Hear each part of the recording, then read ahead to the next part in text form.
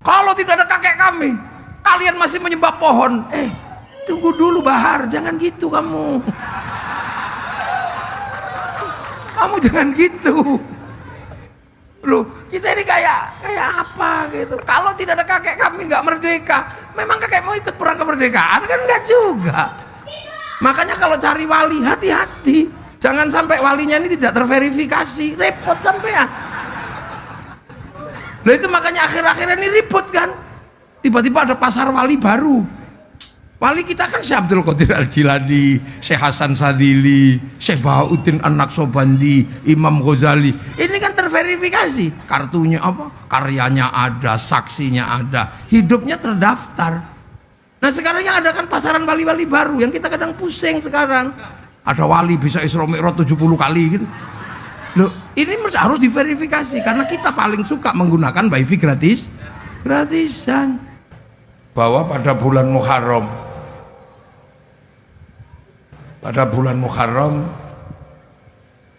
yang tadi diperingati dengan santunan anak yatim, itu adalah mengenang sebenarnya sejarah di mana keluarga Rasulullah yaitu Sayyidina Husain dibantai di Karbala pada tanggal 9 Muharram atau 9 Asyura. Jadi Sayyidina Husain itu meninggal dengan cara dibunuh karena konflik politik. Makanya politik itu hati-hati, tugasnya Pak Wali Kota ini menjaga. Karena politik itu kalau sudah nggak terkendali, bahkan cucu Nabi pun menjadi syahid karena peristiwa politik. Konflik dengan Bani Umayyah waktu itu.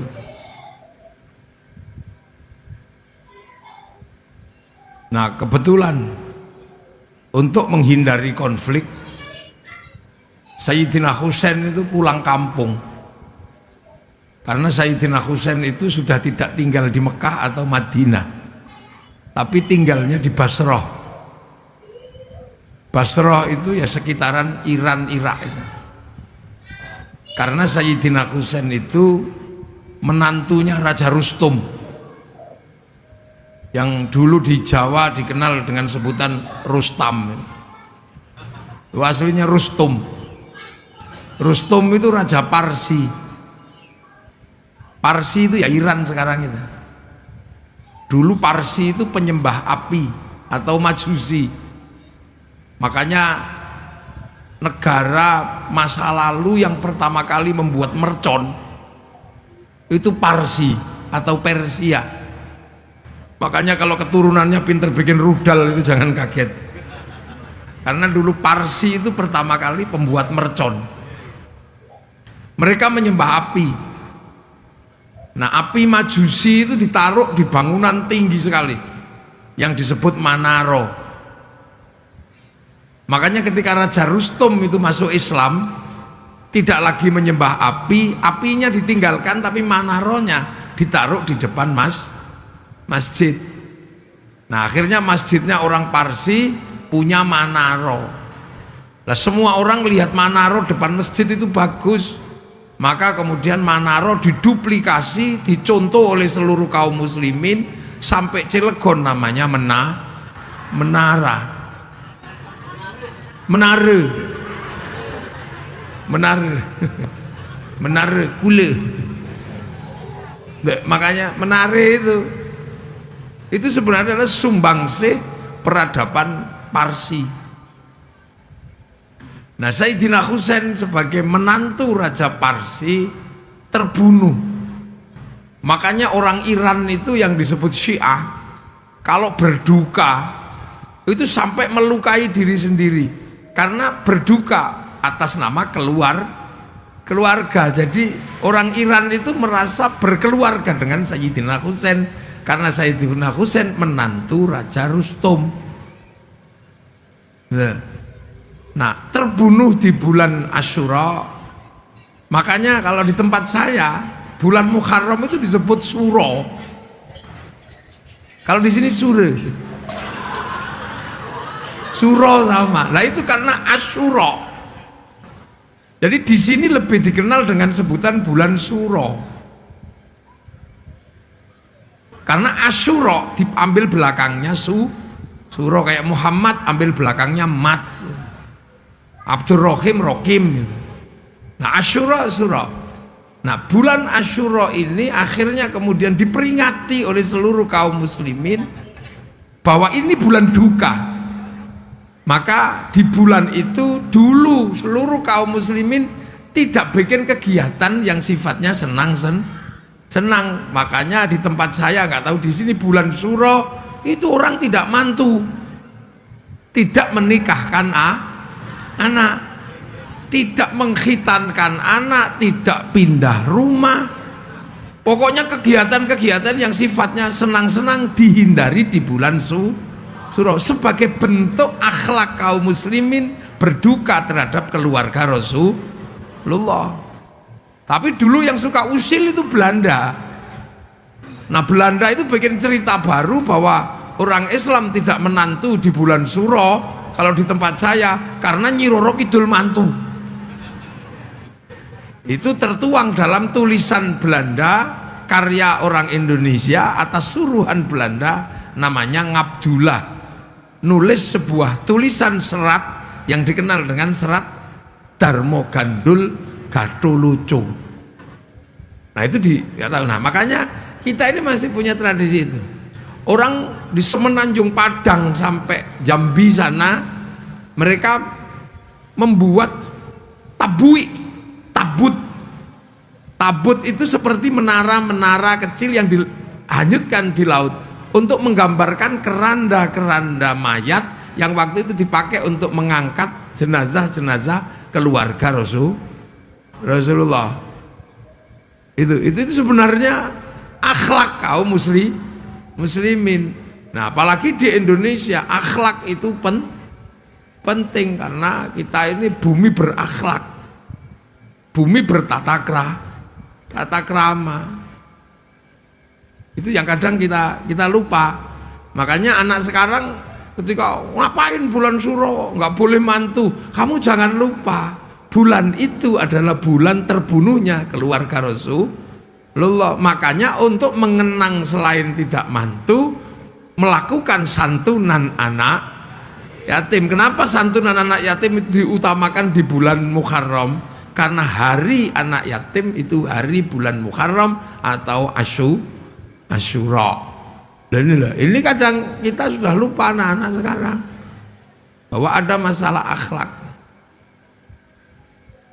Nah itu. Nah, Islam yang mengalami proses perkembangan ini kan ketemu dengan budaya yang berbeda. Karena Rasulullah lahir tahun 571 itu saat dunia sudah berisi manusia, sudah penuh bangsa, penuh suku. Jadi Rasul itu lahir paling akhir. Tahun 300 Nusantara sudah punya kerajaan Kutai Kartanegara. 350 di Banten sudah berdiri kerajaan Saloka Negara. Tahun 400 berdiri kerajaan Taruma Negara. Itu sebelum Rasul lahir. Jadi sampean jangan bayangkan ketika Rasulullah lahir di sana jahiliyah, tempat kita masih jahiliyah. Enggak. Nusantara sudah penuh kemajuan. Bahkan ketika Rasulullah lahir di Jawa bagian tengah sudah berdiri kerajaan Kalingga dengan Ratu Sima. Kerajaan Galuh itu berdiri tahun 500. Tahun 600 di Jawa berdiri kerajaan Mataram mempersiapkan pendirian Candi Borobudur. Kita ini kadang kalau ingatan ruang waktu kita ini yang kadang lompat-lompat, sehingga ketika menjelaskan Rasulullah itu seolah-olah dunia masih kosong seperti zaman Nabi Adam. Kalau zaman Nabi Adam itu memang dunia masih kosong, isinya baru 2 orang, ya Nabi Adam sama Siti Hawa itu. Walaupun ketika Nabi Adam suka keluar dan nggak pulang, Siti Hawa marah. Kok nggak pulang-pulang dari mana? pengen ke perempuan mana? Loh Dek, kita ini baru 2 orang, belum ada yang lain. Loh makanya zaman Nabi Adam itu problemnya ya masih problem percintaan kan. Habil Qabil. Nabi Nuh, Nabi Idris baru satu suku. Nabi Ibrahim baru beberapa kerajaan yang itu sifatnya nggak gede. Tapi zaman Rasulullah lahir dunia sudah penuh. Makanya Islam itu pada akhirnya ketika keluar dari Jazirah Arab ketemu dengan peradaban yang berbeda-beda. Ini yang harus kita pahami. Kalau Islam sendiri waktu di Arab masih jahiliyah. Jahiliyah kenapa? Nggak ngerti Nabi orang Arab. Karena orang Mekah itu ditinggal Nabi terakhir itu Nabi Ismail. Jadi lama sekali orang Mekah itu nggak punya Nabi. Makanya yang tahu Nabi ya cuman Allah tok. Coba kalau Nabi Muhammad itu lahir di Filistin itu, orang Filistin ngerti Nabi. Karena di Filistin ada agama Yahudi, ada agama Nasrani. Di Madinah orang ngerti Nabi. Kayak Banten gini ngerti kiai karena nggak pernah kehilangan kiai. Makanya saya datang ya aman-aman aja, balik ya Gus foto. Karena ngerti kiai. Coba ketika saya masuk pedalaman Irian gitu, yang nggak ngerti kiai, mesti saya dikira tim pemburu babi. Loh, ini beneran. Lah makanya ketika Nabi itu turun di Mekah, orang Mekah nggak ngerti Nabi. Yang tahu hanya Allah. Maka dokumen Al-Quran menyebut wa kafa billahi syahida Muhammadur Rasulullah. Ya cuman Allah aja yang ngerti. Orang sana menyembah berhala, dia pagan nggak ngerti Nabi. Kalau dukun ngerti. Makanya ketika diajari Nabi orang Mekah susah. Tuhannya banyak diajari Tuhan satu. Konslet dia. Ini apa Tuhan banyak aja pusing, apalagi cuma satu. Udah satu nggak kelihatan lagi. Diajari sholat ngadep Tuhan yang nggak nampak, ya pusing. Biasanya ada patung. Udah gitu sebelum sholat disuruh wudhu. Wah ngerepotkan aja Muhammad ini. Minum aja susah malah wudhu. Apalagi kalau lagi jinabat suruh mandi, diminum aja susah malah ini disuruh mandi. Kan air jarang di sana. Apalagi jinabatnya orang Arab kan semalam bisa 8 kali. Kalau orang Serangan seminggu sekali aja untung-untungan. Lah ya kan, makanan susah. Makanan kan susah di sana. Cari hewan harus berburu, nanem susah. Makanya orang Arab itu paling suka berkelompok. Karena apa? Berdagang kalau cuma 2 orang habis diajar sama suku yang lebih besar. Berburu cuma 1-2 orang nggak ketangkep itu buruannya. Memburu arnab atau apa kelinci itu ya kecekel karena cuma 2 orang itu. Makanya mereka komunal. Saudaranya dihitung semua karena apa? Untuk kekuatan survival. Makanya orang Arab itu seneng ngumpulin saudara, ibin sampai banyak. Untuk nginget saudara ini kalau butuh perang panggil semua, butuh berburu panggil semua. Orang sini lupa sama bin lupa. Karena sendirian bisa hidup di tengah sawah, hidup dia. Ya kan, air cari mudah. Ikan cari mudah di situ, pindah situ udah hidup, pindah situ hidup. Makanya orang Arab itu nggak ada kampung kecil-kecil, nggak ada kampungnya besar, Madinah. Makanya kalau bangun jalan cepat karena cuma 1 akses. Lah kalau orang sini kan aksesnya banyak ke situ. Makanya jalannya kalau masuk kampung rusak. Karena butuh jalan yang banyak, nggak usah pusing, Pak Wali. Tak bela nih sama saya. Tuh itu. Makanya kita punya desa dusun kecil-kecil banyak. Loh di Arab itu kan itu. Makanya orang Arab itu ya monoton. Dari dulu ya begitu-begitu aja. Makanya jadi kiai di Arab itu enak karena nggak berubah yang dibahas. Begitu nyampe sini yang dibahas tambah banyak. Makanya kiai sini itu lebih pinter daripada kiai sana. Asli. Orang sana bahas hewan. Dari dulu dia cuma itu. Ya unta, kambing, kuda. Nggak ada terus sampai bahasan terenggiling, laron, musang.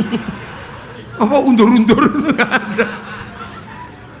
Lah ya kan di sana kalau bahas makanan apa buah-buahan ya paling ya dari dulu ya itu kurma, delima, jeruk itu.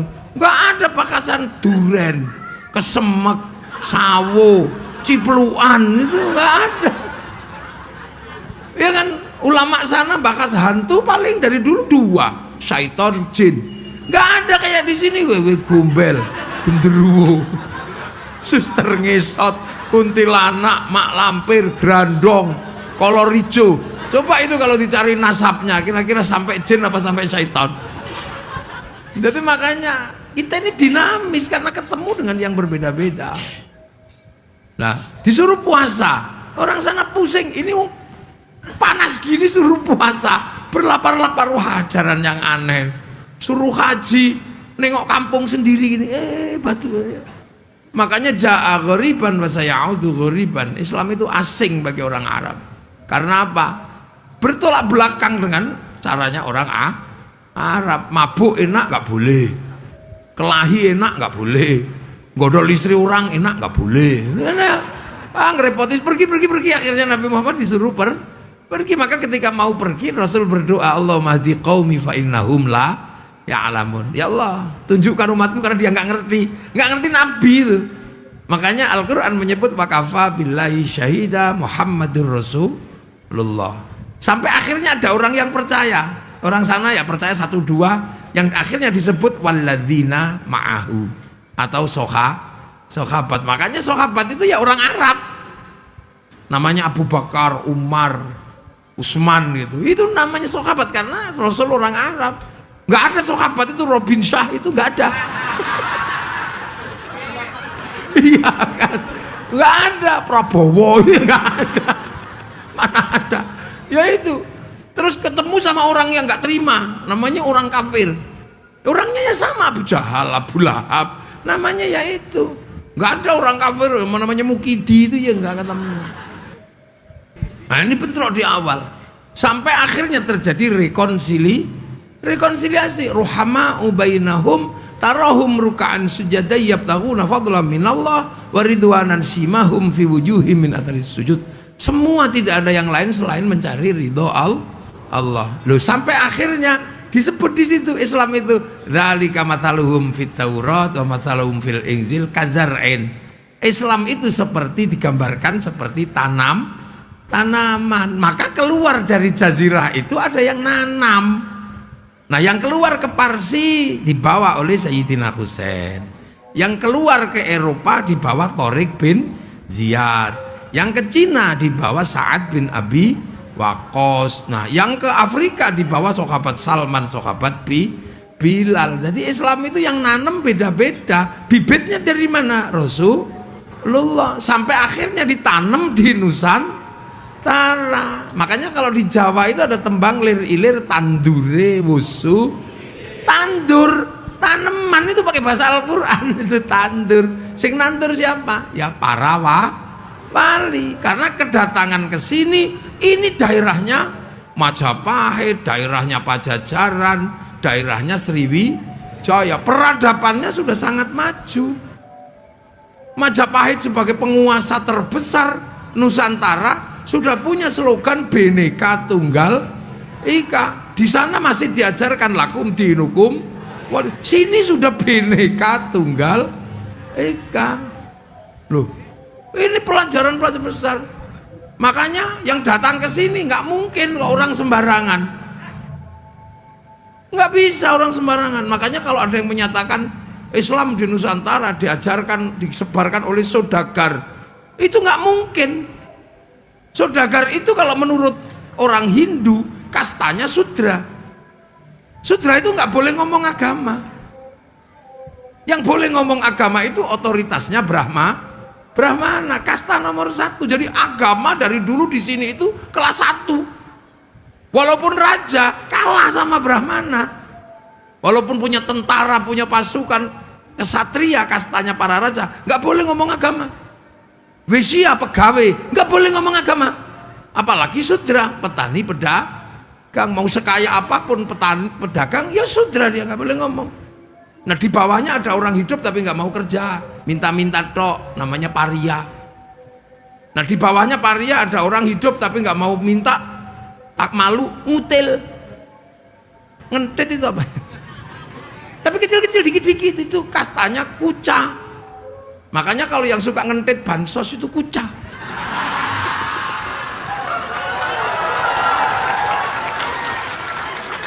Kuca itu, kuca.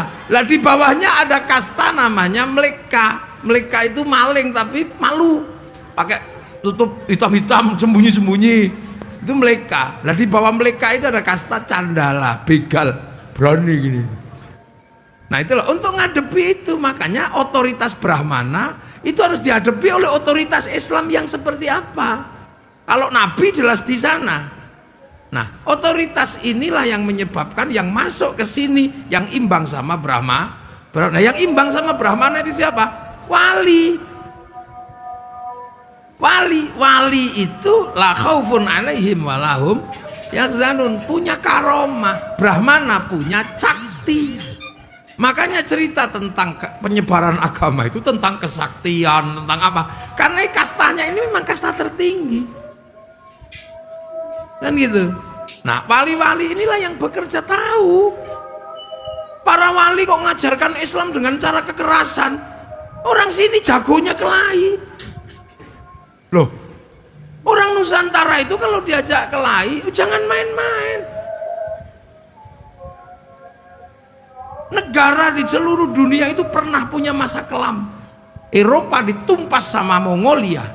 Mongolia ini penumpas Eropa, penumpas Arab, penumpas Cina. Afrika habis semua, dihajar sama Mongolia yang waktu itu apa rajanya namanya Genghis Khan. Akhirnya kemudian setelah menumpas Eropa dan sekitar Cina, Arab, mereka ke sini mau menumpas kerajaan Nusantara. Sasaran utamanya adalah Singasari, tapi Singasari punya hubungan bilateral itu dengan kerajaan Banten, dengan kerajaan Sriwijaya, dengan kerajaan Pajajaran bersama melawan Mongolia. Utusannya dipotong kupingnya itu sama Kertanegara gitu. Jadi dulu nenek moyang kita sadis, utusan negara kok ngancam potong kupingnya. Makanya saya ingat waktu Pak Harto ada utusan IMF namanya Kamdesus itu. Ini di depan Pak Harto itu. Sambil teken tanda tangan Indonesia harus pinjam uang pada IMF. Kalau enggak 2001 bangsa ini akan mati. Pak Harto karena cinta pada rakyatnya tanda tangan dia. Itu kalau ingat betul, kalau enggak ada PBB mungkin Pak Harto sudah bawa pisau dipotong kupingnya Kamdesus itu. Perang akhirnya terjadi, perang besar, dihadang mulai Selat Banten sini, Selat Sunda ini sampai Malaka, dihadang dengan semua kekuatan. Apa yang terjadi? Mongolia yang tidak pernah dikalahkan oleh seluruh kekuatan tentara manapun bisa dihabisi di Nusantara. Satu-satunya negara yang pernah menaklukkan pasukan Mongolia adalah negara Nusantara. Loh, jadi makanya jangan diajak kelahi. Lah itulah masalahnya. Ini kalau diurut ke belakang nanti masalahnya sampai di VOC itu bodoh. VOC itu berdagang. Kalau cuman berdagang nipu-nipu gak ada masalah. Begitu dia bawa Marsose itu mencoba menekan orang Cilegon, ya potong aja mereka. Geger Cilegon itu karena mereka ngajak kelahi. Coba kalau nggak ngajak kelahi, aman mereka dagang gini. Begitu ngajak kelahi, satu tangsi habis diajar sama orang Cilegon. Di Surabaya diajak kelahi, habis di Surabaya. Makanya satu-satunya bangsa di dunia yang merdeka karena perang merebut kemerdekaannya hanya Indonesia. Jadi di Indonesia itu jangan dikit-dikit kelahi. Itu apa itu? Kita cuman diem-diem aja, tunggu aja. Ini. Makanya jangan ngajak kelahi orang sini. Orang sana punya samurai, orang sana punya, sini punya golok, sama aja. Jadi dipikir bangsa ini bangsa ketinggalan, enggak. Cuman kita belajar diajari akhlak untuk diem. Tapi kalau udah keterlaluan, jangan salah, Belanda aja habis. Jadi, tapi nanti tak jelaskan belakangan, kita nanti awal dulu ini ya, biar juntrung. Nah, akhirnya para wali ini melakukan pekerjaan bagaimana melakukan pengislaman dengan cara pertanian. Ya nggak mungkin lah orang sini jagonya bertani. Menyebarkan Islam dengan perdagangan, orang Indonesia jagonya berdagang. Jungjung Majapahit, Jungjung Pajajaran, Itu bisa sampai di selat di jalur sutra sana, berdagang sampai ke Madagaskar, berdagang sampai ke Arab. Makanya orang sini bawa kopi, begitu dijual di sana disebut Arabica, padahal kopi dari sini. Kopi Cilegon. Di mana ada orang Arab punya kopi? Kalau kurma sih iya. Dia kan kita dagang di sana. Orang di sana tiba-tiba punya rumah kayu besar-besar. Ya dari sini mana ada kayu di sana. Makanya sana itu alat musiknya cuma terbang kecil-kecil kan, teng teng teng teng teng gitu. Kecil-kecil karena kayu di sana cuma segitu gedenya. Makanya mereka nggak punya beduk. Iya kan, makanya akhirnya begitu sampai sini usil karena mereka nggak punya beduk dibid'ahkan. Karena mereka nggak bisa bikinnya kecil-kecil. Kan gitu, beduk bid'ah. Itu gara-gara dia nggak bisa bikin yang seperti beduk. Karena negaranya punyanya kecil-kecil gitu. Kita alat musiknya sudah gamelan di sini. Alat musik kita itu gamelan terbuat dari logam. Eropa itu kayu tali, gitar itu kan kayu dan tali. Arab terbang sama kulit. Kita itu gamelan pakai logam. Artinya hanya bangsa yang menguasai ilmu pertambangan yang maju dan penguasaan metalurgi yang mapan mampu membuat alat musik dari logam. Dan ini nggak ada yang jelasin. Makanya setiap kalau tidak ada kakek kami, kalian masih menyembah pohon. Tunggu dulu Bahar, jangan gitu kamu. Kamu jangan gitu. Loh, kita ini kayak apa gitu. Kalau tidak ada kakek kami nggak merdeka. Memang kakek mau ikut perang kemerdekaan kan enggak juga.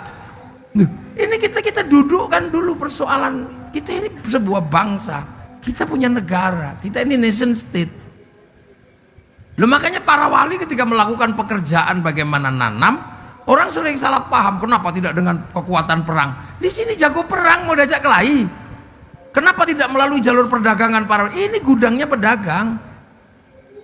Dengan jalur apa? Kan gitu. Akhirnya yang dilakukan oleh para wali ya download. Loh, wali itu kan download kerjaannya. Kira-kira apa yang mereka? Ya download. Download kemana? Ke pusat datanya dunia. Dunia ini kan punya pusat data, punya cloud. Apapun yang ada di dunia ini datanya ada. Orang Yunani menyebut kotak Pandora. Orang Yahudi Nasrani menyebut tabut Sulaiman. Orang Jepang menyebut kantong Doraemon. Nah, kita menyebutnya Lauhil Mahfuz itu kan cloud, pusat data yang Nabi pernah nengok ke sana. Loh, makanya kalau sampean pengen tahu dunia itu gambarnya seperti apa, ya sampean harus download, browsing. Makanya para wali itu kalau pengen sesuatu, browsing, download. Qalu rabbuna Allah tsumma istaqamu tatanazzalu alaihimul malaikah alla takhafu wa la tahzanu. Qalu rabbuna Allah tsumma istaqamu, download gini, ya Allah. Ada yang 3 tahun. Si Abdul Qadir itu download 25 tahun di padang pasir. Pakai wifi-nya Sesiri As-Sakoti. Loh, ya ini dunia. Loh, sampean jangan, itu prosesnya di langit ke-7 itu. Ya Allah, download. Makanya wali-wali itu punya paketan besar karena tahu gambarnya, makanya nggak takut apa-apa. Ya Allah, nggak tahu. Lah sampean kan nggak punya, kalau diajak download langsung tidur. Ya Allah.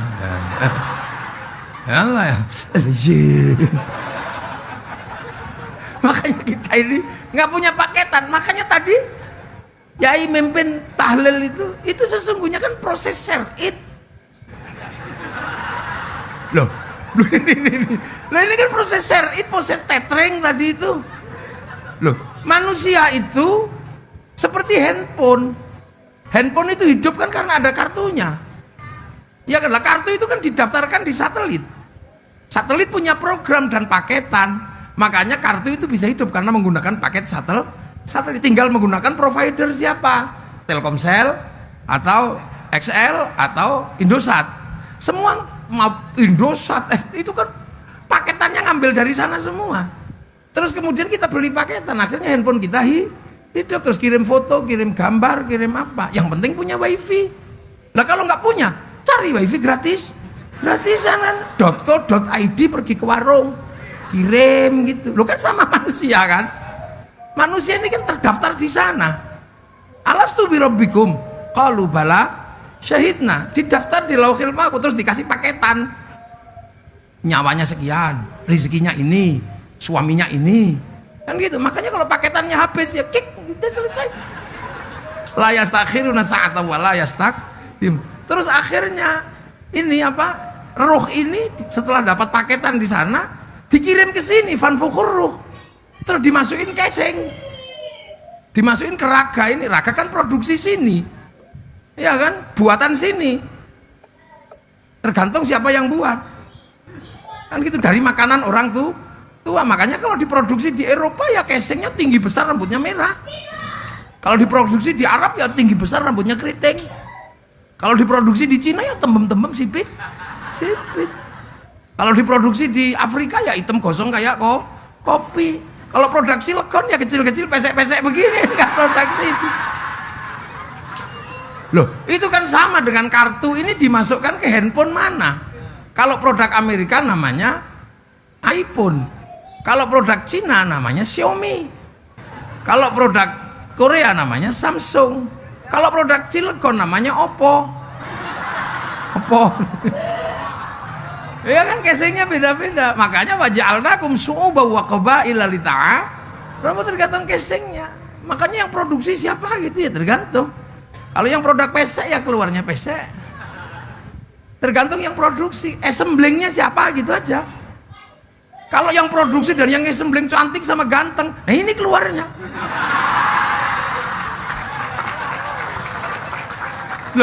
Lah makanya ruh ini terdaftar di satel. Makanya nyawa orang itu punya apa? Bisa membawa paketan langit, terhubung sama langit. Makanya sampai jangan macam-macam gitu lah. Seluruh pekerjaan rohani pasti jejak digitalnya ada di Lauhil Mahfuz. Kayak sampai handphone gini, mau gitu ya ada catatannya, ya bayar. Nah kita juga punya sama. Makanya manusia itu ketahuan apapun karena rohani terhubung dengan Lauhil Mahfuz. Nah, paket Lauhil Mahfuz itu apa? Salat, Al-Qur'an, itu kan paketan sana. Turun ke sini di bawah Nabi. Makanya kita bisa juga menerima paketan itu. Tinggal mau paket apa? Kalau paket komplit ya 30 juz. Kalau paket hemat ya Yasin. Makanya ada yang jualan paket hemat namanya Yasinan. Kalau yang paket irit ya kulhu. Iya kan? Kayak toko kecil ecerannya namanya tahlilan. Lah ya tinggal terserah itu paket kecil-kecil ada.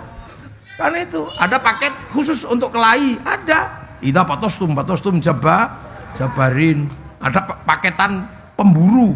Roma ita walakinnallaha Roma. Lalu gitu, ada paket cinta. Kalau cintanya ditolak ada paket khusus itu.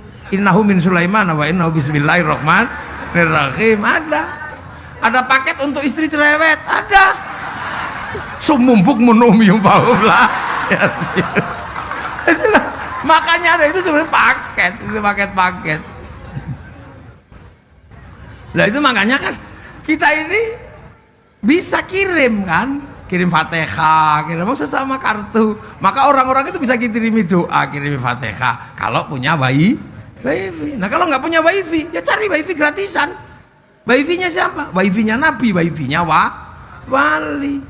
Namanya apa? Tawasul itu kan cari wifi gratisan. Makanya kalau cari wali hati-hati. Jangan sampai walinya ini tidak terverifikasi, repot sampean. Nah itu makanya akhir-akhir ini ribut kan. Tiba-tiba ada pasar wali baru. Wali kita kan Syekh Abdul Qadir Al-Jilani, Syekh Hasan Sadili, Syekh Bahauddin An-Naqsyabandi, Imam Ghazali. Ini kan terverifikasi. Kartunya apa? Karyanya ada, saksinya ada, hidupnya terdaftar. Nah sekarang yang ada kan pasaran wali-wali baru yang kita kadang pusing sekarang. Ada wali bisa Isra Mi'raj 70 kali gitu.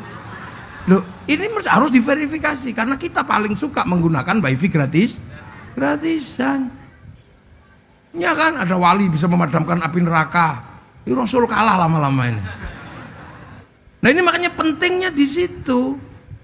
Karena kita paling suka pakai wifi gratisan terus kita kirim. Pertama pasti kita ngirim pakai providernya Nabi.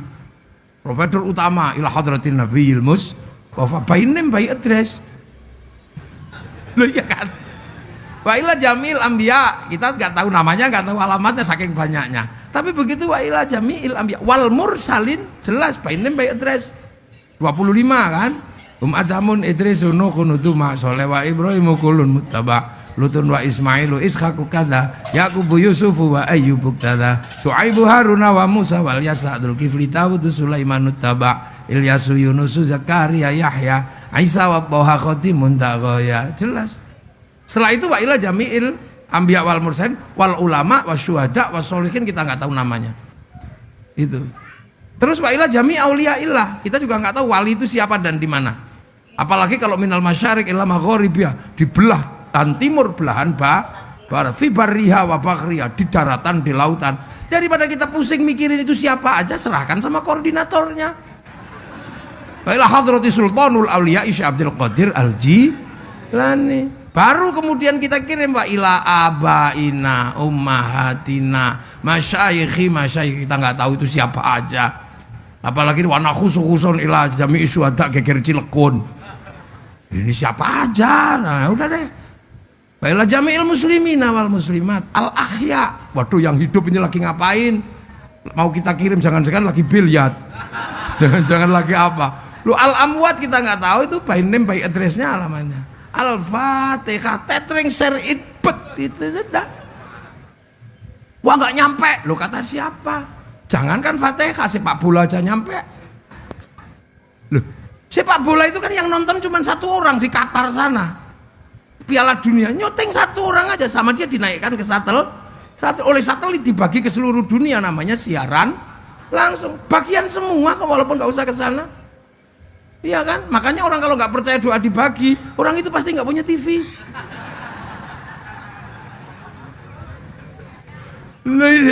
Jadi ruh kita ini terhubung sama Lauhil Mahfuz, maka jejak digitalnya ada semua, sama itu ada, ngerasani orang ada. Makanya nggak usah khawatir kalau mau dimatiin sama malaikat. Ini gimana caranya? Sherlock, sama di Sherlock gitu kan. Di Sherlock itu cuma kena sampean, kick langsung di on off, kick selesai itu. Ini kan teknologi. Nah, makanya para wali-wali itu kalau pengen memakai sesuatu dia download. Ini gimana caranya? Kan gitu. Nah, wali-wali menghadapi problem yang berbeda sudah dengan yang di sana. Ketemu suku yang banyak, ketemu bangsa yang banyak. Kan gitu. Ketemu agama yang berbeda. Nah, itulah maka para wali nanam pelan-pelan. Ketika baru ditanam, ya makanya menggunakan bahasa sini. Di tempat saya ini ditanam di sini, mestinya saya ini syaikhun, ustadzun. Begitu ditanam di kampung sana dikasih nama kiai. Kiai itu bukan cuma manusia, ada kebo Kiai Slamet, ada tombak Kiai Pleret, ada keris Kiai Sengkelat, kiai. Tilmidun muridun santri tanam di sini. Allah pangeran atau Sang Hyang. Sholat sembahyang pakai nama sini. Kan gitu ya, karena awalnya itu, maka ya datang belakangan ya ikut aja di situ namanya sama, walaupun barangnya beda. Kayak yang datang pertama ke sini Honda, sampai sekarang pinjem Yamaha ngomongnya Honda. Hondamu apa? RE King. Honda kok RE King? Yang datang pertama Aqua, ya apapun merek botol minuman ya Aqua. Ya kayak sekarang lah, dulu yang pertama datang itu Softtek. Maka seluruh pembalut kan namanya Softtek, mesti beli Softtek gitu. Yang datang pertama Sarimi, maka Indomie mie sedap pun tetap Sarimi. Yang datang pertama Sanyo, walaupun Shimizu tetap Sanyo. Makanya kalau lebaran nggak usah marah ibu-ibu itu. Begitu kasih makanan kongwan, dibuka rengginang. Nah itu konsep kazar'in, konsep menanam. Yang penting nanti kita uji apakah tanaman ini akhraja syat'ahu fa'azarahu fastaghlaba fastawa ala suqi yujibu zurra al-yaghidhu bimul kufar. Ditanam, loh makanya ditanam. Tanaman-tanaman ini ya Hayyu ya Qayyum, ya mungkin ada yang ya kayuku ya kayumu. Robil alamin, robil ngalamin. Orang di sini suruh pakai jubah yang nggak bisa, wong nanam padi. Maka jubah sebagai baju syar'i dipotong. Potongan syar'i namanya syar'un. Orang sini nggak punya huruf ain, punyanya monggo potong sarun tadi sarung, saruan jadi sarungan. Makanya orang sini fleksibel, nggak usah ribut persoalan celana cingkrang. Kalau pengen cingkrang linting yang agak tinggi. Walau mau panjang plotrokno ndak apa-apa. Sederhana, nanem kok. Makanya orang sini biasa aja.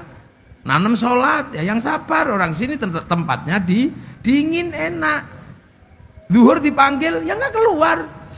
Tunggu aja sampai selesai itu zuhur. Makanya dulu kiai kalau adzan zuhur setengah dua, setengah tiga. Allahu Akbar, Allahu Akbar. Sambil nunggu Robbana, ya Robbana. Robbana zalamna anfusana. Sampai berkali-kali nggak ada yang datang. Ada satu datang malah rokokan depan masjid. Ya kiainya sabar waktu itu proses nanem awal. Akhirnya kalau di tempat saya bang capek ya tombo hati. Bang capek ya nambah niatinnya dewe kan ya. Kalau udah nggak tahan baru diuruki anjang aja baru jerandal datang. Nah, kan gitu. Begitu sholat ya biasa aja kiai sini. Yang ditanam itu orang sini matanya nggak bisa Makanya Allahu Akbar. Gak ada Allah. Ya orang sini matanya pasti nengok, apa itu nyetop ya? Makanya di sini biasa Allahu Akbar. Karena apa? Mata orang sini nggak bisa sholat. Allahu Akbar. Mulutnya cok ini wajah tuh wajah ya. Begitu matanya melek, bu sarungnya bolong. Kalau pilkada, bu pendukungnya Pak Robinsa, Pak Prabowo. Lah ya kan, telinganya juga belum bisa sholat. Allahu Akbar. Tiba-tiba dengar bakso. Ding ding ding. Bakso.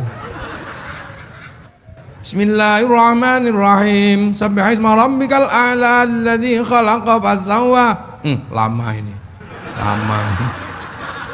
Kenapa Pak Wali nunjuk ini jadi imam?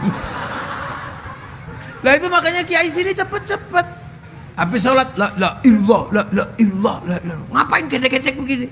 Ya biar nggak tidur.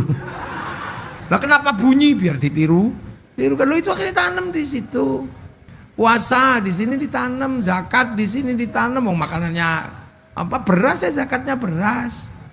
Makanya di sini tuh jenggotan ya nggak mesti ditanam jenggot banyak nggak usah. Wong ras sini rasnya mongolo itu jenggotnya nggak utuh paling 12. Nah kalau ditanam utuh ya kayak oyote utuh. Makanya orang sini nggak itu. Hal-hal seperti itu tuh biasa aja. Karena itu persoalan tempat berbeda. Puasa ya ditanam dengan cara sini. Orang sini suka tidur gitu ya sudah. Kalau malam pakai tuk-tuk sahur. Capek kelamaan ya sahur enggak sahur sakarepmu. Iya kan? Nah ketika tidur nggak bangun-bangun kiainya nyuruh santrinya beli mercon. Karena Islam sholat apa puasa bisa tegak kalau ada mercon karena bangun. Maka polisi sama tentara nggak usah ribut kalau bulan Ramadan ada mercon. Itu bagian dari cara kita merespon biar nggak tidur. Nah gitu. Nah belajar mercon aja nggak boleh, apalagi bikin roket. Ya jadi kalau kita perang nanti tentara aja yang perang. Karena kita nggak punya kemampuan untuk bikin roket. Mercon aja nggak boleh. Jadi malilah rakyat ikut membela negara. Lah iya Pak, wong gawe mercon ndak boleh kok. Gimana kita caranya? Lah iya kan? Rakyat bikin mercon nggak boleh. Belajar bikin pelintengan nggak boleh. Begitu waktunya perang ya nanti siap-siap. Udah deh tentara sama polisi aja yang sudah latihan. Kita bikin mercon palsu aja nggak boleh. Nah itu. Habis puasa halal halal ya karena kita komunal biasa ini. Haji, orang Mekah suruh haji, ya enak mau kabarnya di depan mata. Sini antrian 40 tahun, Pak. 50 juta. Nyicil ayam itu nempelkan gambar Masjidil Haram. Aku besok ke situ. Begitu sudah dapat pendaftaran latihan di alun-alun Cilegon. Kabarnya apa? Triplek. Labbaik Allahumma kacan gitu. Ya kan, begitu waktunya haji diantar ke Pondok Gede bareng-bareng, ke asrama haji bareng-bareng. Yang pergi haji ke asrama, yang nganter belok kebun binatang Ragunan. Wah, itu cara kita untuk nanem. Makanya jangan kemudian cara nanemnya nyontoh yang lain-lain, wah bubar itu. Ini kan semua pengen contohlah kami. Contohlah kami, yang orang Arab Wahabi, contoh cara Wahabi. Itu kan cara kamu di sana. Contohlah kami orang Yaman, lah kamu di sana ribut aja nggak selesai sampai hari ini. Cara Suriah perang di sana. Cara Afghanistan pakai celana cingkrang, di sana urusan jenggot tembak. Di sini kan nyaman kayak begini, rukun semua. Yang ngaji ini kan beda-beda. Ini dipikir sama semua, ya enggak. Wong lagi ngaji juga ada yang ngeslot.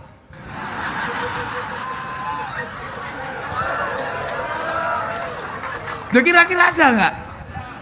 Mesti ono. Nomornya piro? Loh, akhirnya ditanam. Nah, ketika proses nanam para wali ini mengkader.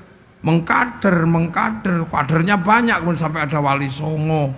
Salah satu kader Wali Songo itu adalah Sunan Ampel. Sunan Ampel punya kader Syarif Hidayatullah Sunan Gunung Jati. Punya anak Maulana Hasanuddin pindah ke Banten. Lu kan itu, makanya bahasanya kan Jawa Serang. Iya, beli mengkonon. Nah, para wali ini yang dipikirkan bukan semata-mata nanam agama dalam hitungan-hitungan yang disebut sebagai syarat rukunnya Islam. Tapi yang dipikir adalah ketika nanam ini terus yang jaga siapa? Kan ini tanah orang. Cara nanam di tanah orang ini terus yang jaga siapa? Ya akhirnya harus dijaga oleh sesama kaum muslimin bersama yang lain.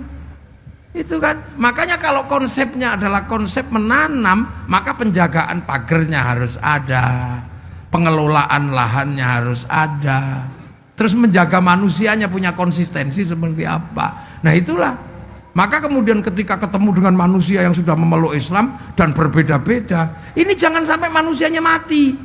Karena kalau manusianya mati, Islamnya ikut hilang. Maka manusia harus dijaga. Karena laqad khalaqnal insana fi ahsani taqwim, sudah ditanamkan sumarodatna asfal illal ladzina amanu wa amilus sholihat. Sudah ditanamkan iman, terjaganya gimana? Ya tidak sumpah Allah. Watin demi buah tin simbol Nabi Nuh. Wa zaitun simbol Nabi siapa? Nabi Isa, Nabi Ibrahim karena Palestina. Wa turi sinin simbol Nabi Musa. Nabi Muhammad sumpah Allah apa? Wahadal baladil amin, dan demi keamanan bangsa dan negara. Makanya setelah wali nanem, yang dipikirkan adalah membuat bangsa dan negara itu aman, berbicara tentang nation state. Makanya kemudian kader para wali bikin kerajaan untuk menjadi embrio bagaimana menata manusia Nusantara yang berbeda-beda, harus rukun, beda suku, beda bangsa, beda agama. Akhirnya menggunakan konsep apa? Ini yang lebih berat. Kalau cuma celana cingkrang aja gampang, tinggal dipotong cingkrang. Kalau cuma gini aja tinggal berubah gini udah sunnah. Kalau gini aja gini mudah. Tapi yang sulit adalah menata hidup seperti Rasulullah. Bagaimana menata orang yang berbeda suku, beda bangsa, beda agama? Yang dilakukan apa? Membangun konsep hidup ala Rasulullah. Kullukum ra'in wa kullukum mas'ulun an ra'iyati. Kalian semua adalah para pemimpin yang harus hidup saling bertanggung jawab antara yang mimpin dan yang dipimpin. Kesadaran setara adalah kesadaran ra'iyah. Ra'iyah adalah hidup berbeda suku, bangsa, agama, tapi saling bertanggung jawab. Dimasukkanlah konsep ra'iyah yang akhirnya menjadi konsep hidup bersama yang hari ini kita kenal dengan istilah rakyat. Satu-satunya bangsa muslim di dunia yang mayoritas mampu menggunakan konsep ra'iyah hanya muslim Indonesia. Jadi jangan dikira ra'iyah itu bukan ini ra'iyah, rakyat itu konsepnya Nabi. Saudi kembali menjadi kerajaan, beberapa negara di Arab menjadi komunis. Kita ini ra'iyah, rakyat, kita bukan people. Kalau people itu vox populi, vox dei, suara mayoritas, suara Tuhan. Begitu dia mayoritas, dia diktator mayoritas. Makanya konsep khilafah dan ikhwanul muslimin tidak cocok dengan negeri ra'iyah Indonesia. Kita juga bukan komunis. Kalau komunis itu proletar, diktator proletariat. Makanya nggak cocok. Kita ro'iyah, akhirnya setara. Yang tadinya kawulo, nggak punya hak konstitusi, bisa pidato kulo, kule. Yang tadinya hamba sahaya, nggak punya hak konstitusi, bisa pidato saya. Yang tadinya abdi itu bisa pidato abdi mah. Yang tadinya pukulun para dewa, bisa pidato ulun di Banjarmasin. Itu konsep kesetaraan yang dibangun oleh Rasul. Lo tidak membedakan suku, tidak membedakan bangsa, tidak membedakan agama. Itu konsep egaliternya Rasulullah dan berlaku di Indonesia. Makanya kalau ada yang mengatakan kakek kami, kakek aneh, ya enggak masuk mah. Kita ro'iyah, rakyat setara. Inna akramakum indallahi atqakum. Nah, makanya ro'iyah ini kalau ngumpul namanya musyarakah. Musyarakah itu jadi masyarakat itu. Bersekutu, nggak ada keributan. Semua saling melengkapi. Ya kan, kiai sholat. Sholat itu nutup aurat, tutup aurat itu kain. Kain itu urusannya pabrik. Kain yang punya kain pabriknya itu Cina. Makanya kiai jangan suka ngamuk Cina. Kalau kiai ngamuk Cina, Cinanya pergi, udah kamu. Lu itu makanya kiai-kiai itu tawassut, tasammuh, tawazzun. Kita wudu sholat itu loh, pakai keran sekarang, pakai sanyo, yang bikin mas pion. Ibu-ibu itu cantik seperti itu pakai apa? Bedak Perancis, skincare. Kalau bedak Cilegon bubar, Pak. Beras ditumbuk ya blonteng semua. Duh, konsep musyarakah ini luar biasa susah ditanamkan. Loh, makanya kita haji pakai bank. Kalau kita urut bank itu punyanya Bank Devisa New York. Musyarakah. Kita ini, makanya Rasulullah ketika berbicara tentang agama, mayuridillahu bi khairan yufaqihu fiddin, yang dikehendaki menjadi baik oleh Allah dikasih ngerti urusan agama. Khairannya nakirah, maknanya khairan kamilan, kebaikan yang sempurna. Baik sempurna bukan milik manusia, itu milik Allah. Maka kalau ada manusia baik pasti tidak sempurna. Sekarang saya tanya, kebaikan malam hari ini pengajian baik apa enggak? Terus yang paling baik siapa? Loh ya saya. Yang lain gak ada yang dikasih kursi, cuman saya. Ya karena orang baik. Pak Wali itu mau pengajian tadi nggak berani mulai ketika saya belum datang. Karena orang baik.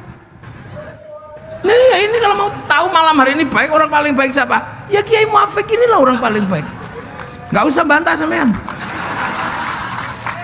Loh, tapi saya nggak boleh ngaku paling baik. Karena saya baik di sini diundang sama Pak Wali Kota. Kalau nggak diundang Pak Wali Kota, ya saya nggak di sini. Sama Susi mana orangnya? Diundang. Nah kalau gitu baik saya apa baik Pak Wali? Ya nggak bisa. Saya nggak datang Pak Walinya jelek. Masa datengin Kiai aja nggak bisa, lo kan gitu. Jadi baik itu baru saya sama Pak Wali bisa ribut sampai 7 hari nggak selesai itu. Apalagi kalau sampean ikut-ikutan. Yang baik ya kami Kiai. Nah kenapa? Kami mau datang.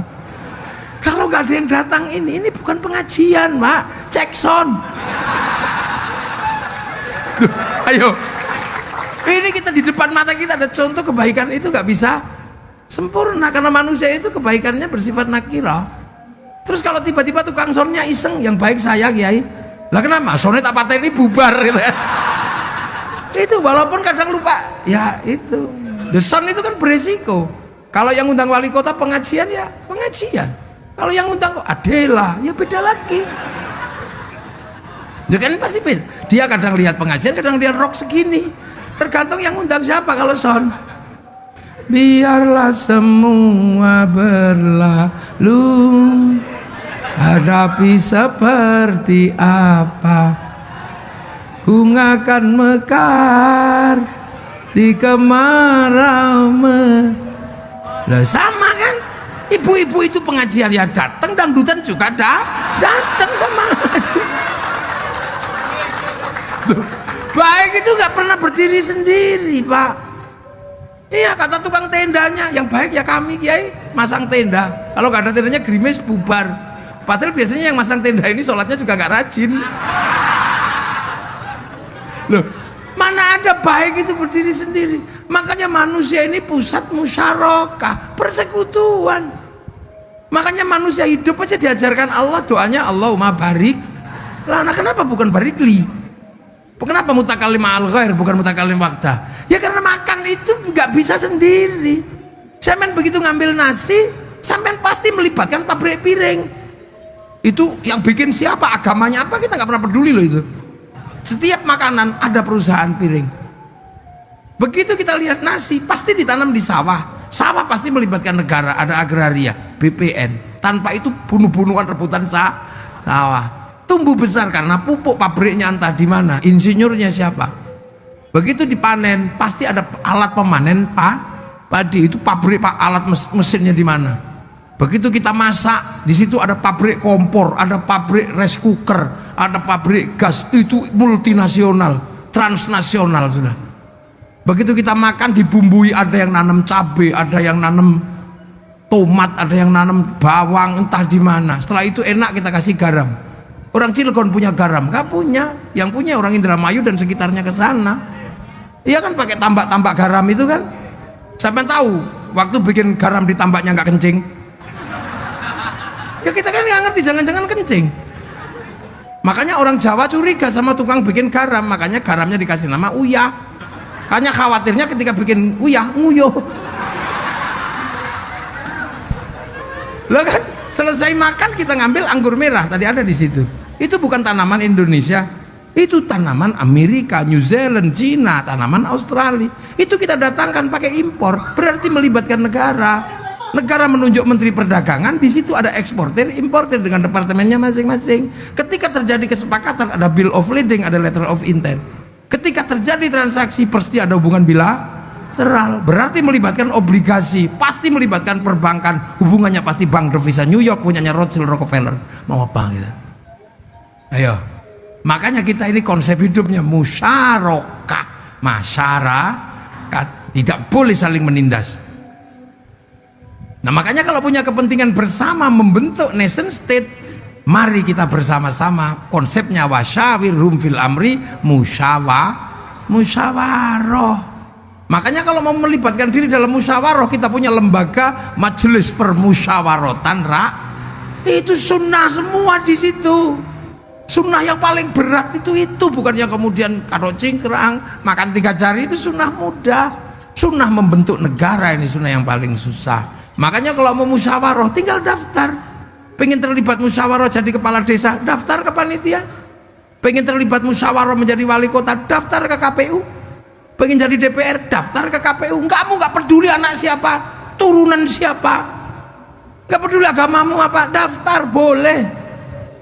Setelah daftar dan diterima, pilihannya cuma 2, cari pengikut sebanyak-banyaknya. Kalau nggak dapat, beli. Loh iya kan? Loh ya iya.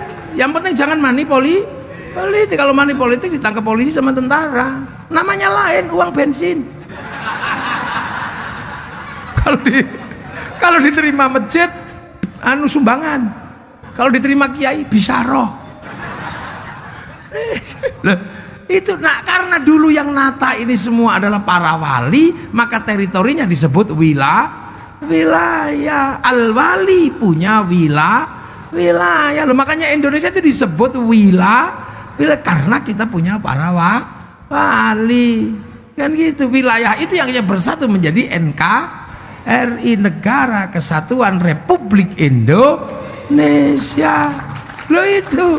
Makanya nyaman. NKRI itu nyaman karena konsep ro'iyah, musyarakah, musyawarah, wilayah. Hasilnya NKRI itu apa? Arab satu bangsa pecah puluhan negara, Cina satu bangsa pecah puluhan negara, Afrika satu bangsa pecah puluhan negara, Eropa satu bangsa pecah puluhan negara, kita puluhan bangsa, suku dan agama mampu bersatu dalam satu negara kesatuan Republik Indonesia. Loh, makanya begitu wilayahnya ini wilayah para wali, maka semua bergerak untuk apa? Menjaga wilayah. Maka ketika wilayah ini dikuasai oleh orang-orang asing dari Belanda, semua melakukan perlawanan.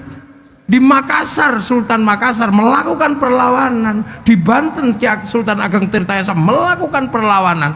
Di Jawa, Pangeran Diponegoro melakukan perlawanan. Di Cilegon, Geger Cilegon melakukan perlawanan. Siapa mereka? Penerus para wali, ulama Toreko di sini dulu itu. Makanya Belanda berani mengatakan Inlander yang melakukan pemberontakan di Cilegon adalah ulama Toreko. Qadiriyah Naksaban. Dia itu tegas di sini. Belanda menyebut itu. Begitu Belanda menyebut Toreko Qadiriyah Naksabandia, tiba-tiba mufti Batavia namanya Usman bin Yahya mengatakan memang Toreko itu sesat, dan kalau melakukan pemberontakan itu namanya gurur. Karena dia adalah muftinya Belanda. Tambah kenceng perlawanan Belanda karena apa? Ditopang oleh fatwa mufti Batavia. Loh, kalau tiba-tiba kita merdeka karena perjuangan kakek kakekmu di mana? Orang pemberontakan Banten aja kalian malah menghabisi ulama-ulama Cilegon. Ini saya baca panjang, Pak. 94 saya sudah baca itu sejarah Geger Cilegon, tapi judulnya bukan Geger Cilegon, pemberontakan petani Banten, yang nulis Profesor Dr. Sartono Kartodirjo. Maka akhirnya penelitian itu diteruskan oleh Martin Brusines, melakukan penelitian, meneliti Toreko di Indonesia. Itu judulnya apa? Tulisannya adalah Tarekat. Itu luar biasa. Akhirnya hasil penelitiannya dibukukan di sini lewat penerbitan namanya Inis tahun 93, 94, 95. Lo itu jadi keras di sini dulu. Toreko disesatkan ketika Belanda hanya mengatakan bahwa ini ulama Toreko, maka kemudian yang punya fatwa bahwa Toreko itu sesat ya mufti Batavia itu Habib Usman bin ya datanya masih ada, itu kerjasama dengan Senok Rugronya atau Syekh Abdul Ghaffar. Loh, ini kan kita masih punya sejarah. Ya sudah, kalau itu masa lalu ya sudah. Abu Lahab ya tetap Abu Lahab, nggak usah dibikin Abu Lahab itu pahlawan. Bahwa persoalan Rasulullah ketika ngimami sholat gak pernah baca surat Al-Lahab, gak ada masalah. Kenapa? Karena Ikrimah bin Abu Lahab sudah menjadi makmumnya Rasulullah. Ya gak enak loh. Tabbat yada bilahabi wa tabb. Ikrimah itu di belakang Rasulullah, makanya Rasul gak pernah baca surat Al-Lahab. Ini kan tiba-tiba ada orang yang mengatakan bahwa Utsman bin Yahya adalah pahlawan. Nanti dulu, mufti Belanda kok jadi pahlawan itu gimana? Duh, gitu lah. Loh, makanya saya sarankan nanti mesti dibikinkan ini perlawanan luar biasa. Ini penerus para wali, dan itu para syuhada. Syuhada itu nggak mati. La taqulu lima yuqtalu fi sabilillahi amwat bal ahyaun. Syuhada itu masih hidup. Makanya ketika masih hidup dan kamu nggak ngerti, nggak usah. Ada yang kamu ganti makamnya, ada yang kamu ganti namanya. Demi apa? Demi kepentingan bahwa kamu pengen punya sejarah di Indonesia. Gak bisa begitu. Makanya siratal mustaqim ada siratal ladzina an'amta. Alladzina itu banyak orang. Makanya kita hari ini bisa begini. Itu yang mati banyak, Pak. Kita punya Indonesia itu ada orang yang memang mati. Jadi itu bukan hadiah kayak Singapura, ada yang mati. Sekarang misalnya merah putih itu murah, 15.000 dapat. Tapi dulu menegakkan merah putih mati. Menegakkan merah putih itu mati. Makanya orang Jawa Tengah kalau menegakkan merah putih biar gak ditembak, taruh dalam rumah. Biar Belanda gak curiga, tiangnya dikasih tebu. Biar gak curiga, tiangnya dikasih pisang. Biar gak curiga lagi, tiangnya dikasih kelapa. Biar gak curiga, tiangnya dikasih padi. Masih curiga, besok datang bawa tumpeng sama ingkung makan. Kata Belanda, oh cuma mau makan aja ribet. Tapi Belanda nggak tahu begitu makanan habis, padi mengering, rontok, kelapa rontok, pisang rontok, tebu mengering, yang tersisa tinggal merah putih di dada kami anak-anak Indonesia. Lah sekarang merah putih itu nggak minta nyawa, cuma minta gini tok, kayak gini tok. Itu aja ada yang bid'ah, ada yang musyrik. Itu mesti zaman perang kayak buyutnya mata-matanya Belanda ini. Ini nggak ada yang cerita. Sehingga kita akhir-akhir ini selalu diceritakan berbeda. Karena kenapa saya sekarang banyak cerita? Dari dulu saya cerita, tapi sekarang lebih kenceng ceritanya. Karena apa? Kita punya bangsa. Amerika ini begitu dia menjadi negara, dia menanggung kehidupan orang Amerika. Orang Amerika ketika keluar ke negara lain pasti ditangkap, diminta dokumennya, karena membentuk negara itu resikonya adalah warganya tidak lagi bebas keluar masuk negara orang. Sama Indonesia begitu membentuk nation state, sampean nggak bisa lagi ke negara orang, sampean warga Indonesia kerja di Malaysia ditangkap sampean. Makanya begitu membentuk negara, negara harus kuat melindungi rakyatnya. Agar negara kuat, maka rakyatnya harus mengerti bahwa perjuangan masa lalu juga berat. Makanya Amerika ketika dia menjelaskan bangsanya, dia nggak ribet, cukup lewat film Hollywood dia jelaskan masa lalu Amerika lewat film Wild West sampai The Last of the Mohican. Iya, ketika dia gagal di Vietnam, dia bikin Rambo 1 sampai 6. Bangsanya nggak boleh malu. Kalah dengan Cina, dia bikin film American Shaolin, American Kung Fu. Kalah sama Jepang, dia bikin American Ninja, American Samurai. Bahkan samurai terakhir dari Amerika namanya Tom Cruise dalam film The Last Samurai. Duh. Ini negara. Kalah dengan Irak, dia bikin Hot Shot 1 sampai 2. Gagal dalam terorisme dalam bikin film 12 Strong. Cina juga sama, dia menjelaskan masa lalu bangsanya, mulai dari ular putih sampai ular hijau, mulai dari Wong Fei Hung sampai Sun Gokong, dia dijelasin. Jepang juga sama, jelasin masa lalunya. Film-film samurai dijelaskan karena dia menanggung dumping. Dumping itu pasar dalam negeri lebih mahal daripada pasar luar negeri. Semangat Bushido dibangkitkan. Makanya dia film samurai dijelaskan di mana-mana. Apa yang terjadi dengan anak-anak kecil? Bikinkan Samurai X. Untuk menjelaskan konflik Tokugawa dan restorasi Meiji, bikin Samurai X dengan tokohnya Rurouni Kenshin. Malaysia mulai menjelaskan masa lalunya kepada anak-anak bangsanya. Malaysia diserahkan kembali kepada si Upin dan si Ipin. Dia tidak boleh, si Upin ini masa depan Malaysia, dia harus tahu fundamen Malaysia tidak mungkin bisa dipisahkan antar suku, antar bangsa. Maka kemudian masa lalu Malaysia yang berisi anak-anak India, si Upin dan si Ipin dikenalkan dengan Jarjit. Dia nggak boleh lupa ada anak-anak Cina, kenalkan Mei Mei. Dia nggak boleh lupa ada anak Indonesia, kenalkan Susanti. Itu cara mereka. Kita nggak lagi. Kita selalu membanggakan cerita orang. Merah putih kalah dengan bendera Iya, Filistin itu memang harus merdeka. Tapi setelah merdeka punya tugas Filistin itu satu rukun. Fatah sama Hamas jangan ribut. Kita kenapa dulu dijajah Belanda begitu lama? Karena kita nggak rukun. Tapi begitu satu bangsa, satu nusa, satu tanah air, kita rukun. Baru bisa mengusir. Itu kan kita mesti ngajari dia rukun. Kita ini sekarang punya apa saja kayaknya lebih suka punya orang lain. Punya rambut hitam di merah-merah, akhirnya jadi LKMD londo kok mengendasi itu ya. Punya ayam gede dikit, ayam Bangkok ya. Di tempat saya yang asli tinggal gula Jawa, jambu Bangkok. Sementara bangsa yang lain sudah membangun. Singa apa? Korea itu membangun masa depan bangsanya melalui meja makan sama air mata. Namanya drakor. Begitu drakor diterima, makanan Korea diterima, industri semua itu Pak. Makanan Korea itu berapa triliun yang dia dapat dari situ. Potongan rambut Korea berapa yang dia dapat dari situ. Saya generasi ini, maaf ini Pak Wali Kota, ini generasi ini mesti generasinya Noah ini, Ariel kayak gitu kan. Saya ini generasi rock. Zaman rock saya ini. Ya, tahun 91 Metallica melakukan konser besar di Moskow. Konser besar di Moskow. Penontonnya 6 juta orang. Bahkan fit konser 6 juta orang kalah sama BTS. BTS-nya Korea sekali konser yang nonton 100 juta orang, daring lewat HP. Saya hitung dalam 1 tahun konser mereka menghasilkan 2.500 triliun masuk ke Korea. Duit kita masuk ke sana diam-diam. Kalau dulu ngambil punya orang jarah, menggunakan senjata. Sekarang ceng ngambil dari tempat kita. Mark Zuckerberg pemilik Facebook, pemilik WhatsApp, bayar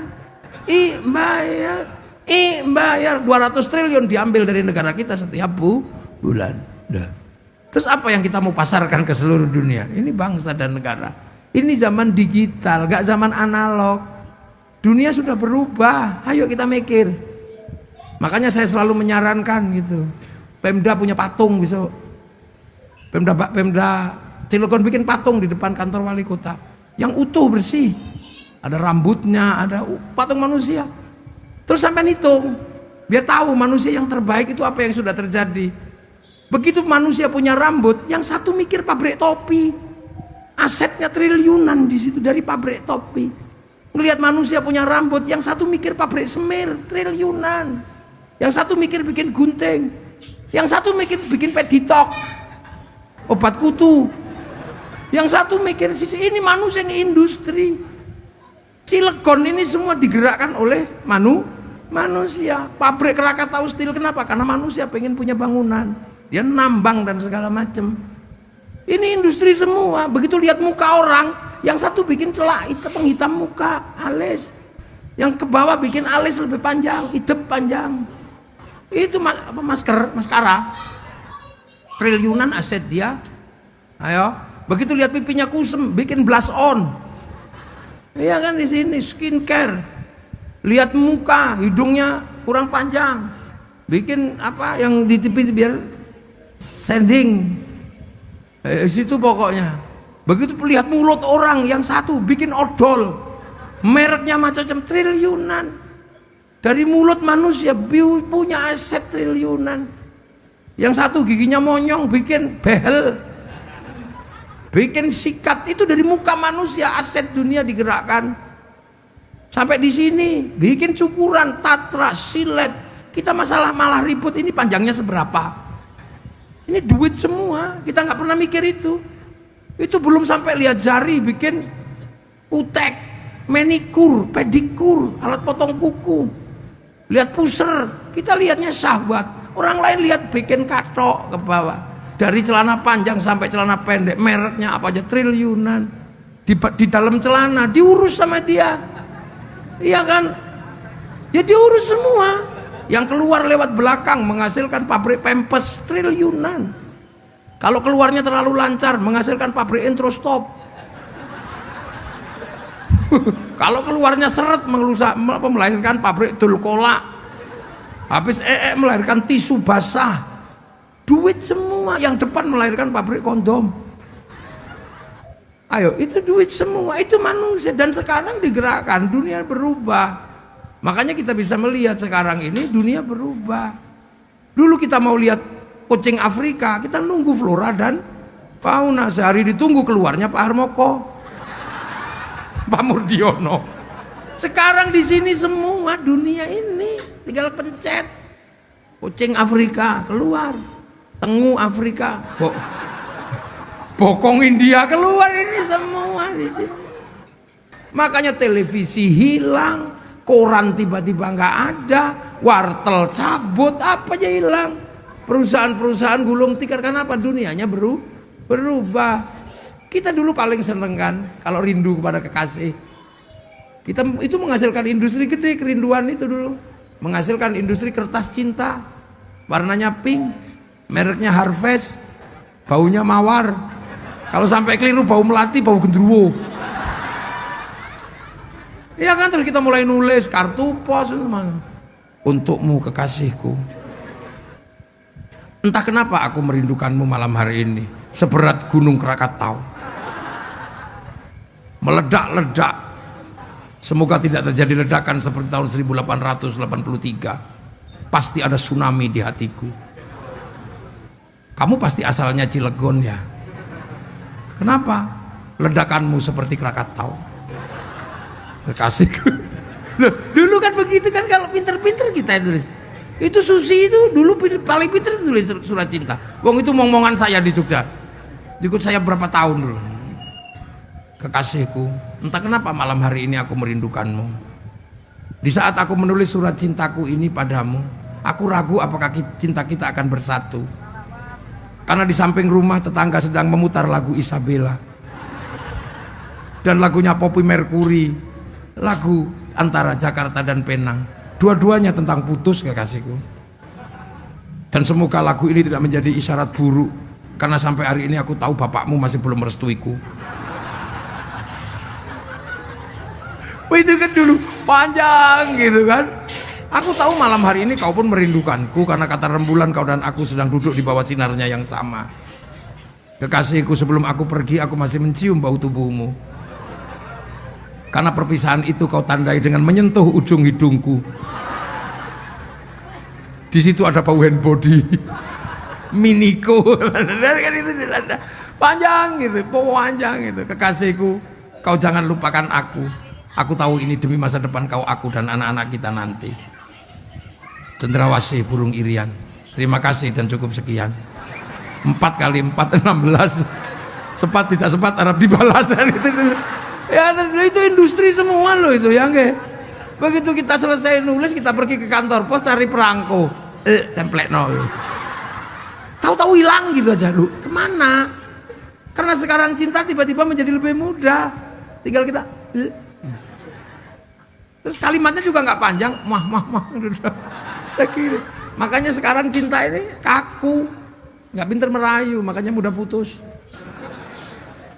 Loh ya, ini dunia baru, udah nggak seperti dulu. Kita nggak kebayang percepatan dunia dalam 20 tahun seperti ini. Ya, Cilegon dan segala macam akan menghadapi fase itu. Sekarang tentara pensiun, ya kan tentara pensiun. Iran Irak itu infanteri nggak ada, sudah perang sekarang dengan Israel itu. Pakai tombol aja, cing. Kalau sudah gitu perempuan juga bisa perang, udah kayak gitu. Nama tombol, malah lebih akurat ternyata. Jadi yang menceti tombol di Iran itu perempuan semua. Karena perempuan lebih akurat dan lebih tenang. Makanya perempuan itu kalau udah sadis bahaya, tenang dia. Lu sopir-sopir truk besar di Freeport itu sebagian besar perempuan. Tenang. Loh ya makanya saya itu teman-teman JP3M. Saya punya nyai, istri saya itu kalau nembak titis karena tenang. Saya tanya, kenapa kamu bisa setenang itu kalau menembak sana? Karena aku udah terlatih sulit menembakmu. Loh, perempuan roket. Loh, sekarang dunia baru ini nggak usah jin pensiun. Loh, jin itu pensiun. Dulu kalau mau urusan cinta, jin didatangkan Sunan Mata Kaji Hajiku Jaran Kuyang gitu dulu. Sekarang jin cinta udah berhenti karena cinta tumbuh bersama Avanza. Lo perempuan kan rasional, daripada kemenyan mending Avanza, daripada bau kemenyan mending bau knalpot. Iya kan, lo jin pensiun. Saya ini biasanya kalau bulan Suro, bulan gini itu banyak yang datang. Yai minta ilmu pukulan, biar pak langsung pingsan. Kok nggak ada ini orang datang lagi. Ternyata mukul orang itu sekarang 60 juta. Pak di visum 60 juta. Ayo, makanya para jawara ini saya ini juga tukang kelahi dulu tapi begitu sekarang saya belum kelahi, Banser udah maju duluan. Jawara udah maju duluan, nggak jadi saya. Loh, dunia berubah, kursus-kursusan habis. Dulu kalau ibu-ibu ini diundang wali kota mantenan gitu, bingung cara dandannya, datanglah ke salon. Sekarang tutorial make up artis selesai. Dunia baru. Siapa yang mengambil itu dia akan menguasai dunia. Tapi apa yang terjadi bahwa bangsa dan negara harus kita jaga. Kalau Cilegon menjaga dengan darah, dengan air mata, geger Cilegon, kita akan jaga bangsa dengan persatuan. Era itu sudah, itu makanya itu yang disebut pahlawan. Kalau kita sekarang lahir di era itu, mungkin lari kita. Orang di era itu berani perang, mati berani. Kita ini BPJS belum turun, ributnya udah setengah mati. Makanya generasi kita tidak dilahirkan Allah di zaman Cilegon. Coba kalau generasi kita lahir di zaman itu, lari kita. Orang model begini. Dulu tanah kerajaan Banten diserahkan sama NKRI. Sekarang kena 1 meter ribut sampai Mahkamah Agung. Jadi nggak kelas kita sama para pahlawan itu, nggak ada kelasnya. Hebat-hebat keturunan sultan ini, punya masa lalu nenek moyang yang hebat-hebat. Geger Cirebon, Kiai Wasid ini hebat, orang berani gini. Bukan tentara, bukan apa, jawara berani. Karena apa? Demi hak mempertahankan wilayah. Makanya kita nggak boleh lagi dijajah sama atas nama apa aja. Kita Indonesia. Nah itulah maka kiai-kiai itu jaga persatuan. Kiai itu ngurusnya agama, maka agama dijadikan alat pemersatu. Doa. Yang lain sudah sendiri-sendiri kalau doa. Kalau kiai berdoa masih bareng-bareng menjaga persatuan doa. Kiainya yang doa, santrinya yang amin, amin, amin, amin, amin. Kalau kepanjangan amin, kiainya paham. Walhamdulillahirabbil alamin. Begitu yang doa tambah banyak diajak ke alun-alun Cilegon. Namanya istighosah. Semua terlibat mulai dari bakul bakso, bakul soto, seluruh rakyat terlibat, kerukunan terjaga, roda ekonomi berputar. Yang lain udah sendiri-sendiri. Sholawat, kita persatuan, yang lain udah nggak sholawat. Kita masih sholawatan sendiri-sendiri. Yang suka dangdut, ya Rasulullah salamun alaik, ya. Yang suka orang Jawa ya Nabi salam alaika, ya Rasul salam. Itu yang orang Sunda ya Rasulullah salam salamun alaik. Yang santri marhaban ya nurul aini marhaban marhaban. Begitu yang sholawatan tambah banyak dibawa ke alun Cilegon bersolawat, bendera laku, slayer laku, apa aja laku. Loh, ada orang meninggal kita bersatu 3 hari, 4 hari, itu ayam laku, jajanan pasar laku, tahun sekali kita khol, tenda laku, son laku. Sama terhadap makam para leluhur kita ziarah, para wali kita ziarah, bis pariwisata laku. Sampai di makam para wali jualan nasi laku, jualan celana laku, tasbih laku, sampai copet bisa hidup di makam para wali. Terus di situ kita rukun, kiainya yang tua, la ilaha illallah, la ilaha illallah. Tiba-tiba datang kiainya lebih muda, ketua rumah, sallallahu ala Muhammad, sallallahu ala Muhammad. Ini katut ini yang la ilaha sallallahu ala ikut ini. Rombongan satu bis lagi datang, ibadallah, rijalallah, aghizuna liajlillah wa kunu'au lana lillah zanaqdha bifadlillah. Ini nggak pernah ada yang ribut, gantian, yang enggak beda-beda. Yang satu datang bawa speaker tok, apa speaker kecil itu, rombongan dari Cilegon ditunggu di bis, ini nggak ribut. Itu. Begitu kita ziarah ke makam para leluhur, kita punya kebanggaan bahwa kita punya masa lalu, kita mencintai para leluhur, dan tanah itu kita cintai karena tempat bersemayamnya para leluhur. Setiap titik-titik yang kita menghasilkan cinta, di situ akan terbangun rasa cinta tanah air. Makanya teroris tidak pernah tumbuh dari orang yang suka ziarah kubur. Mau ngebom Banten nggak enak sama makam para wali Banten. Mau ngebom Surabaya nggak enak sama Sunan Ampel, maka tukang ngebom pasti gak suka ziarah kubur. Maka kalau nyari teroris jangan cari di tempat-tempat orang yang suka ziarah kubur. Lu kan enak. Dan agama itu otoritas tertinggi. Orang kalau sudah ngomong agama, ya cuman Tuhan yang bisa menghentikan. Makanya kalau orang ngomong agama hati-hati. Makanya cara kiai biar orang itu hati-hati kalau ngomong agama, karena ada tempat yang orang sudah tidak bisa berani ngelawan. Karena kiai itu dibagi 2, ada kiai sakti, kiai kurang sakti. Kalau saya ini kiai kurang sakti, jadi bisa diinterupsi. Kiai yang paling sakti itu siapa? Kiai kalau sudah khutbah Jumat, enggak ada orang berani itu. Kalau sudah ittaqullah, enggak ada orang berani. Makanya biar enggak ngawur disuruh pegang tongkat sama baca teks. Akhirnya ketika baca teks ya ittaqullah, ittaqullah. Ya kan sopan dong baca. Begitu teksnya enggak ada, tongkatnya masih lumayan, ittaqullah. Begitu tongkatnya nggak ada, saudara Robinsah ya gitu, saudara Adi Prabowo, saudara Jokowi, ya itu karena nggak ada tongkatnya lagi. Makanya kalau mencari tempat-tempat yang kucur-kucur, yuk cari ke masjidnya pasti nggak ada tongkatnya. Iya Pak polisi, Pak tentara cari aja nggak ada tongkatnya. Kok nggak ada yang Nggak ada, kok grogi ini mau jawab ini. Karena kayaknya masjidnya sudah banyak. Itu awal. Jadi ini bukan persoalan syariat, bukan, nggak ada. Wong khutbah itu nggak pakai tongkat ya nggak apa-apa. Pakai tongkat ya cuman 5 syayikhim, karena tuanya ulama harus ada tongkat dan biar tenang. Ini cara kita jaga bangsa dan negara.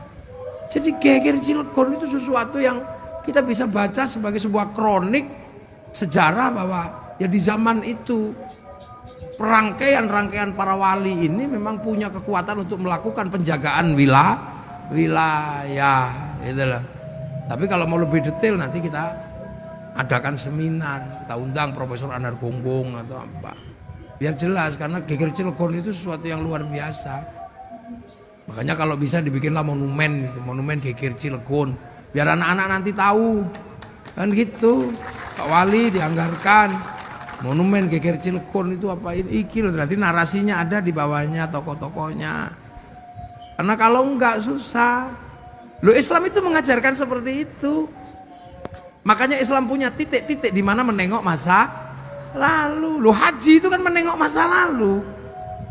Nabi Ibrahim ketika membuka Makkah, mencari Ka'bah itu, mencari awwala baiti budi alin nazil alladzi bi Makkah mubarakah. Terus berdoa, Rabbana inni askantu min dzurriyyati biwadin ghairi dzar inda baitikal muharram Rabbana liyuqimus sholata faj'al afidatan minan nasi tahwi ilayhim warzuqhum minats thamarati lam yashkurun. Itu menyisakan tapak kaki, dikenal dengan maqam Ibrahim. Nabi Ismail membantu, dikenal dengan nama Hijr Ismail. Siti Hajar dengan Sofa Marwah. Tempatnya Siti Hawa sama Nabi Adam dikenal dengan Jabal Rahmah.